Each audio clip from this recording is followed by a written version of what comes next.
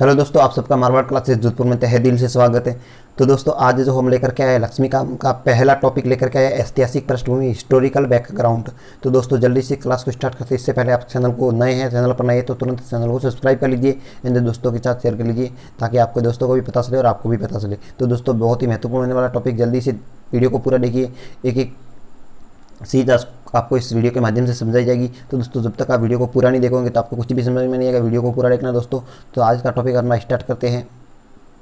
भारत में ब्रिटिश 1600 में east India company के रूप में व्यापार करने आए, यानी कि जो भारत में ब्रिटिश आए थे वो 1600 में आए थे, ईस्ट इंडिया कंपनी के रूप में व्यापार करने के आए थे। और महारानी जो एलिजाबेथ थी, प्रथम चार्टर द्वारा उन्होंने भारत में व्यापार करने के विस्तृत अधिकार प्राप्त थे। कंपनी जो अभी तक सिर्फ व्यापारिक कार्यों तक ही सीमित थी, सन 1765 में बंगाल, बिहार और उड़ीसा के दीवानी अर्थात राजस्व एवं राजस्वी न्याय के अधिकार प्राप्त कर लिया था, यानी कि उन्होंने राजस्व एवं दीवानी न्याय के अधिकार प्राप्त कर लिए थे। इसके तहत भारत के उसके क्षेत्रीय शक्ति बनने की प्रक्रिया प्रारंभ हुई और 1858 में सिपाही विद्रोह के परिणाम स्वरूप ब्रिटिश ताज ने भारत के शासन का उत्तरदायित्व प्रत्यक्ष अपने हाथों में ले लिया। दोस्तों ये देखो यहाँ पे डेट है वो याद रखना दोस्तों। 1858 में सिपाही विद्रोह के परिणाम स्वरूप ब्रिटिश ताज ने भारत का शासन उत्तरदायित्व प्रत्यक्ष रूप से अपने हाथों में ले लिया था। दोस्तों यह शासन 5 अगस्त 1947 में भारत की स्वतंत्रता प्राप्ति तक अनवरत रूप से जारी रहा। तो दोस्तों जो भारत को स्वतंत्रता मिली थी 15 अगस्त 1947 तक, तब तक उनके हाथ में अपना शासन था। दोस्तों भारत गुलामी में था उस टाइम, और 15 अगस्त 1947 को जब भारत आज़ाद हुआ तब तक उनके हाथ में था शासन। स्वतंत्रता मिलने के साथ ही भारत के लिए एक संविधान की आवश्यकता हुई, यानी कि जब अपना देश आज़ाद हो गया था तो हमें एक संविधान की ज़रूरत थी। तो यहाँ इसको अमल में लाने के उद्देश्य से 1947 में एक संविधान सभा का गठन किया गया। तो संविधान सभा का जो गठन किया गया दोस्तों वो कब किया था? 1947 में संविधान सभा का गठन किया गया दोस्तों। और 26 जनवरी 1950 को संविधान अस्तित्व में लाया गया, यानी 26 जनवरी 1950 को संविधान को अस्तित्व में लाया गया। यद्यपि संविधान और राज्य व्यवस्था की अनेक विशेषताओं ब्रिटिश शासनकाल को ग्रहण की गई थी, तथापि ब्रिटिश शासन के कुछ घटना ऐसी थी जिनके कारण ब्रिटिश शासित भारत में सरकार और प्रशासन की विविध रूपरेखा निर्मित की गई। इस घटनाओं ने हमारे संविधान और राजतंत्र का गहरा प्रभाव छोड़ा। तो दोस्तों जो डेट है वो इम्पोर्टेंट आप याद रखना दोस्तों। संविधान का गठन किया गया 1946 को, और संविधान का अस्तित्व में कब आया? तो 26 जनवरी 1950 को। यद्यपि संविधान की राजस्थानी व्यवस्था ब्रिटिश ग्रहण कर ली थी, तथापि ब्रिटिश शासन की कुछ घटनाएं ऐसी थी जिनके कारण ब्रिटिश शासित भारत में सरकार के प्रशासन की विधिवत रूपरेखा निर्मित की गई थी। इन घटनाओं के हमारे संविधान और स्वतंत्रता पर गहरा प्रभाव छोड़ा, यानी कि दोस्तों इन घटनाओं ने हमारे संविधान पर, जो राजतंत्र पर गहरा प्रभाव भी छोड़ा दोस्तों।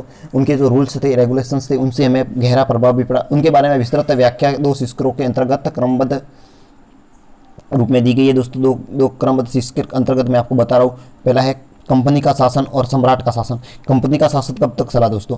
1773 से 1858 तक, और सम्राट का शासन तो 1858 से 1947 तक। तो दोस्तों भारत पहले सोने की सीढ़ियाँ कहलाते थे, तभी ये देखो इन्हों का शासन रहा, तब तक भारत में किसी की नहीं चलती थी, उन्हों की ही चलती थी दोस्तों।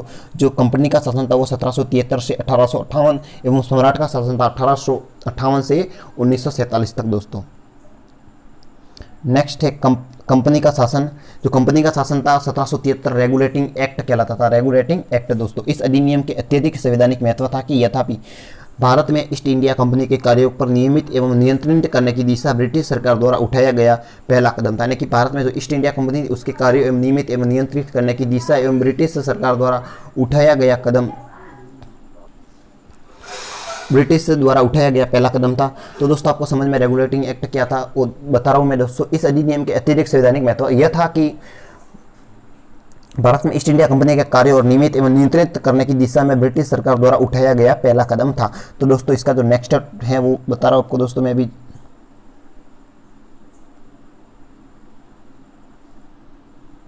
इसके द्वारा पहली बार कंपनी के प्रशासनिक एवं राजनीतिक कार्यों की मान्यता मिली एवं उसके द्वारा भारत में भी केंद्रीयकरण प्रशासन की नींव रखी गई, यानी कि इसके द्वारा पहली बार जब कंपनी के प्रशासन और राजनीतिक कार्यों की मान्यता मिली तो इसके द्वारा भारत में केंद्रीय प्रशासन की नींव रखी गई। इस अधिनियम की प्रमुख विशेषता इस प्रकार थी। इस अधिनियम की जो प्रमुख विशेषता थी दोस्तों वो क्या थी दोस्तों? इस अधिनियम की पहली जो विशेषता थी वो दोस्तों थी क्या थी दोस्तों इस अधिनियम की जो पहली विशेषता थी दोस्तों, इस अधिनियम के द्वारा बंगाल के गवर्नर जनरल पद का नाम दिया गया, यानी कि इस अधिनियम के बंगाल के जो गवर्नर को बंगाल का गवर्नर जनरल पद नाम दिया गया और उसके सहायता के लिए 4 सदस्यीय कार्यकारी परिषद का भी गठन किया गया। उल्लेखनीय है कि ऐसे पहले गवर्नर लॉर्ड वॉरेन हेस्टिंग थे। तो दोस्तों ऐसे पहले कौन गवर्नर जनरल थे? तो लॉर्ड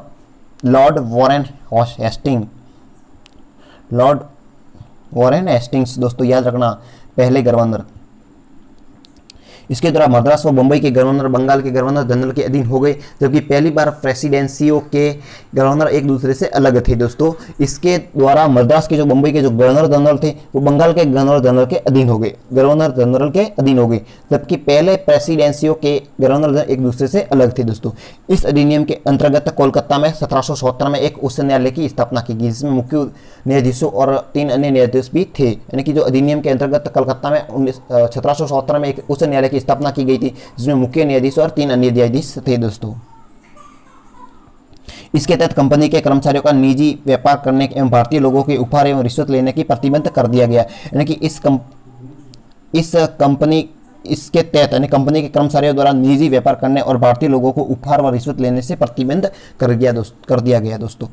इस अधिनियम के द्वारा ब्रिटिश सरकार का कोर्ट ऑफ डायरेक्टर्स यानी कंपनी के गवर्निंग बॉडी के माध्यम से कंपनी के नियंत्रित सशक्त हो गया। इसके भारत में इसके राजस्व, नागरिक और सैन्य मामलों की जानकारी ब्रिटिश सरकार को देना आवश्यक कर दिया दोस्तों। ये 5 पॉइंट थे, महत्वपूर्ण विशेषता थी दोस्तों। आप देख लेना एक बार, मैं तो कह रहा हूँ, मैं साथ साथ आप लिखो तो बहुत बड़ी बात है कि आपको लक्ष्मीकांत की आपके पास बुक नहीं है तो आप लिख भी लीजिए, क्योंकि बहुत ही महत्वपूर्ण होने वाला है ये टॉपिक। तो दोस्तों आप लिख लीजिए, पेन और कॉपी लेकर के ही बैठिए, लिख लीजिए। प्रमुख विशेषता है अधिनियम की, जो प्रमुख विशेषता थी वो लिख लीजिए दोस्तों। नेक्स्ट है दोस्तों 1886 यानी 1786 सॉरी दोस्तों 1786 का अधिनियम है। 1786 लॉर्ड कॉर्नवालिस को बंगाल का गवर्नर जनरल नियुक्त किया गया। यानी कि जो कब किया गया था दोस्तों वो याद रखना 1786 में दोस्तों।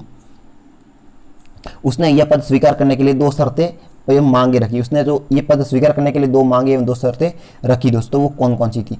तो उसने विशेष मामलों एवं अपनी काउंसिल के निर्णयों की अधिभावी करने एवं उन्हें न मनाने का अधिकार हो, ऐसे सेनापति अथवा कमांडर इन शिप का पद भी दिया जाए। तो दोस्तों ये उसकी 2 शर्तें थी। तो दोस्तों लिख लेना आप दोस्तों कॉपी में, जल्दी से, आपके पास पेन और कॉपी है तो जल्दी से लिख लीजिए दोस्तों। मैं थोड़ी देर इस वीडियो को यहीं रख रहा हूँ, स्पीच को ऐसे ही रख रहा हूँ, थोड़ा बहुत झूम कर आप सही से लिख लेना दोस्तों, या स्क्रीनशॉट ले लेना और बाद में आप लिख लेना दोस्तों। 1786 का अधिनियम।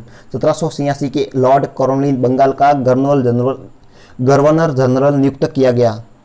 तो दोस्तों आप लिख लीजिए आज का टॉपिक। नेक्स्ट टॉपिक जल्द ही लेकर के आएंगे। वीडियो को सब्सक्राइब एंड दोस्तों के साथ शेयर कर लीजिए ताकि आपको नेक्स्ट नोटिफिकेशन जल्दी मिल जाए दोस्तों। तो दोस्तों धन्यवाद वीडियो को पूरा देखने के लिए।